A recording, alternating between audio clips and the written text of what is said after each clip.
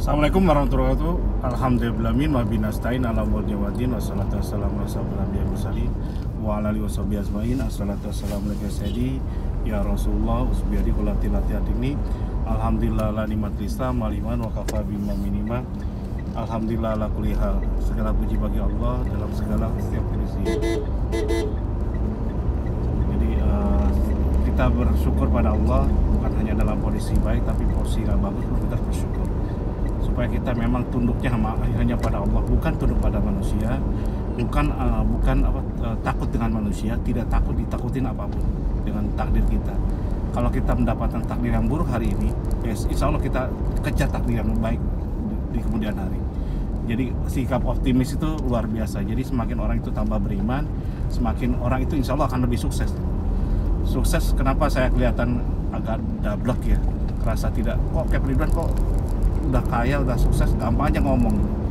Buat saya sukses itu bukan berarti gimana ya, bukan saya punya berkelebihan harta, bukan. Sukses itu ketika saya bisa saya dikasih hidup dan saya seperti alhamdulillah tadi, segala puji tadi, alhamdulillah ala nikmatil Islam wal iman wa kafa bima minima. Ketika saya diberikan iman dan Islam, ini sukses terbesar saya, terhidup saya. Tanpa itu semua nonsen. Jadi itu. Jadi bagi saya, makanya saya terlalu optimis seperti itu. Oke, topik kali ini kontradiktif ya. Kita belajar tentang cara sukses dari ayahanda saya yang luar biasa, yang 30-40 tahun, yang seumur hidup saya lihat tidak pernah ikutin riba gitu. Loh kok anaknya ikut riba? Nah itu dia, nanti ceritanya lain. Tapi ayah saya tidak ikut riba. Oke, kontradiktifnya kayak gini. Kapan hari saya ketemu seorang sahabat, dia mengeluh kesah dengan luar biasa gitu. Karena ayah mertuanya dulu tuh orang sukses, profesional sukses, direktur satu perusahaan, malah di satu bank gitu, meskipun levelnya BPR gitu. Jadi saking suksesnya luar biasanya, itu luar biasa, gagah, orangnya gagah, terpandang segala macam-macam di mana-mana. Namanya riba, mohon maaf ya, meskipun ada direkturnya atau apapun, itu kadang bisa membalik. Dia itu punya perusahaan banyak ini, termasuk travel, beberapa usaha yang luar biasa yang tadinya hebat itu. Ternyata riba itu meskipun orang bank, meskipun orang hebat, itu hancur sob.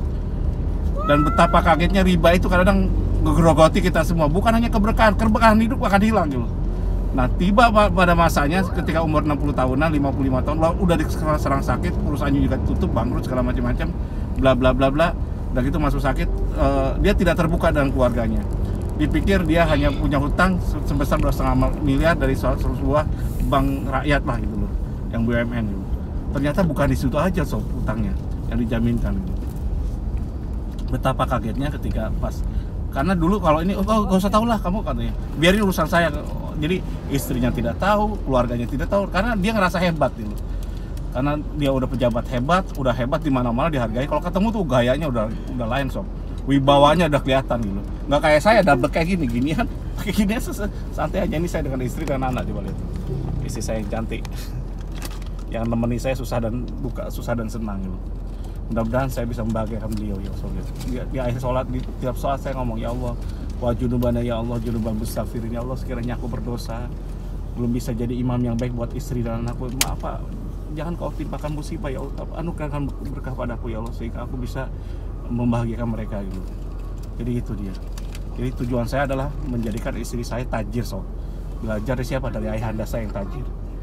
Jadi ayahanda saya tajir. Nah itu di sesi berikut saya bahas. Oke, ketika sekarang kena sakit diabetes segala macam-macam, prostat, kanker segala macam, brek semua kena, baru kaget gitu. Kagetnya apa? Hutangnya bukan 2,5 miliar sob, 8 miliar, 8,5 miliar gitu. Karena hutang di tempat-tempat lain ada, dia jadi penasihat di satu LPD segala macamnya, bla bla bla lagi gitu. Luar biasa gitu. Sehingga apa? Dan jaminannya apa? Jaminannya tanah keluarganya semua habis lah gitu. Itulah bangkrut sebangkrut-bangkrutnya ketika kita susah, segala macam-macam susah gitu. Ya saya tidak bisa gimana, karena memang hanya sekedar dikasih info aja, nggak bisa bantu ya. Jadi intinya ya seperti itu. Nah beda, kontradiktif sekali ketika saya berkaca dengan ayah saya gitu. Ayah saya itu meninggal di usia 70 tahunan, 73 tahun, 75 tahun gitu. Meninggal di usia segitu, dan seumur hidup saya lihat dia tidak punya hutang sob. Ayah saya manajer juga sebuah BUMN besar juga, BUMN zaman dulu tahun 50-an 60-an gitu, tahun 60-an, BUMN besar namanya Padi Sentra itu. Karena ayah saya tuh sekolahnya di sekolah SGA. SGA tuh sekolah paling tinggi di sana, top di Bandung. Kalau di levelnya itu di bawahnya itu SGB. Kalau mungkin orang-orang yang udah umurnya 70 tahun tahu siapa SGA. Masuk situ susah. Matematiknya saya 10. Saking hebatnya itu. Udah gitu masuk Padi Sentra gampang. Jadi manajer di daerah Bogor sana. Jadi kecamatan belum punya mobil, ayah saya udah punya inventaris mobil banyak itu. Dia nguasai mana-mana itu. Tapi ayah saya berhenti dari situ karena persaingan terlalu ketat, dia pusing segala macam-macam, nggak ngerti. Dia punya prediksi bahwa hidup di perusahaan ini gak bakal tahan lama. Lihat kondisi karyawannya seperti ini semua, manajernya seperti ini semua. Akhirnya dia keluar, dia masuk sebagai guru gitu, lapar sebagai guru. Karena dulu kecamatan minjem mobil aja ke ayah saya, tidak dijadikan guru tapi langsung dijadikan kepala sekolah. Jadi ayah saya itu kepala sekolah yang lama. Terakhir naik jabatan sebagai peneliti TKSD, pengawas TK dan SD. Jadi seperti manajer TK dan SD dia seluruh nggak tahu kecamatan atau apa, nggak ngerti saya. Pokoknya seperti itu, beberapa kecamatan. Jadi setelah itu, nah sob dengan PNS seperti itu, alhamdulillah ayah saya, nah karena ayah saya ini hebatnya gitu, meskipun jadi PNS dia tetap jadi pengusaha gitu, nggak lupa jadi pengusahanya gitu. Apapun bisa diusahakan gitu. Di akhir hidupnya saya tidak pernah lihat ayah saya ketika saya buat perusahaan pun dulu ayah saya melarang saya melakukan riba gitu. Kenapa gitu? Karena lihat dia kakeknya dia gitu. Kakeknya dia di Bandung itu kalau saya jalan gitu, ini punya kakek lo dulu, ini punya kakek orang gedung-gedung yang hebat tuh punya dia, beberapa gedung tempat yang strategis dulu. Bangkrut gara-gara apa? Diambil salah satu bank, sekarang jadi bank BUMN atau gimana, itu yang ada di Bandung dulu. Dan itu habis, bener dihabis-habisin. Punya pabrik, punya macam-macam, habis semua. Dulu kalau kemana-mana jasnya ya kancing emas itu. Ngobrolnya sama Soekarno makan malamnya. Itu ceritanya dia. Itu habis hancur gara-gara riba gitu. Riba tuh menghancurkan sob. Sampai titik penghabisan, sampai habis tinggal rumah yang di Mas Tabir aja yang ada. Sisanya habis semua. Riba. Nah dari situ ayah saya ngomong tidak boleh riba gitu. Cuman saya agak bandel sob. Ya tapi saya nggak cerita itu nanti berikutnya ya. Tapi sekarang alhamdulillah saya juga udah tobat riba gitu. Nah ayah saya di akhir hidupnya itu belajar dari ayah saya itu apa? Ini kontradiktif sekali, yang satu tadinya main riba sekarang jadi berantakan. Ayah saya luar biasa gitu. Di hari tuanya dia tidak pernah ngerepotin anak-anaknya, minta uang ke anak-anaknya, malah memberikan ke anak-anaknya, bisa memberi. Padahal sebagai PNS tapi sebagai pengusaha juga gitu.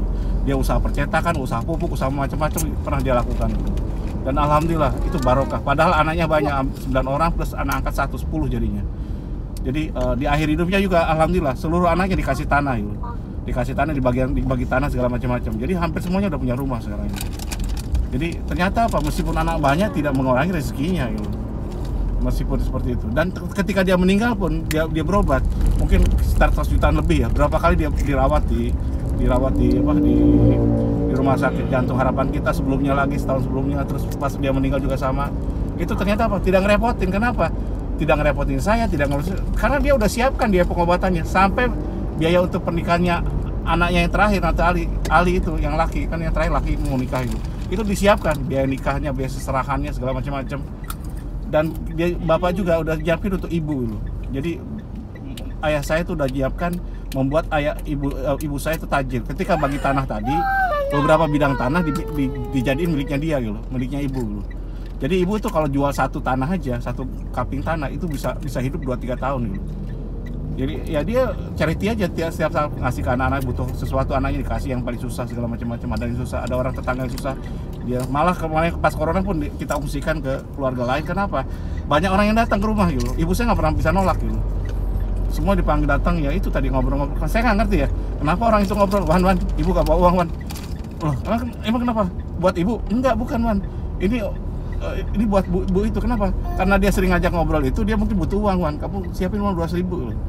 Jadi udah, ya ngasih aja. Saya ngasih kalau pulang, saya kan tidur di hotel. Biaya di hotel tadi saya kasih ke orang tua saya untuk makan segala macam-macam. Itu dia bukan buat dia, buat orang lain gitu. Itu tajir. Jadi orang tajir tuh tidak butuh untuk kehidupannya, tapi lebih banyak memberi ke orang lain. Itu yang dilakukan oleh ayah saya. Jadi beda sekali yang tadi kesulitan keuangan, yang satu lagi kalau ayah saya alhamdulillah di akhir hidupnya tidak ada hutang sama sekali. Jadi anaknya tidak berbani.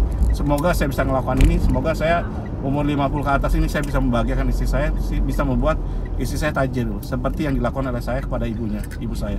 Dan saya baru sadar sekarang tuh, luar biasa ayah saya ini. Demikian dari saya, kalau salah banyak salahnya, kalau kurang banyak kurangnya. Wabillahi taufiq wal hidayah. Wassalamualaikum warahmatullahi wabarakatuh.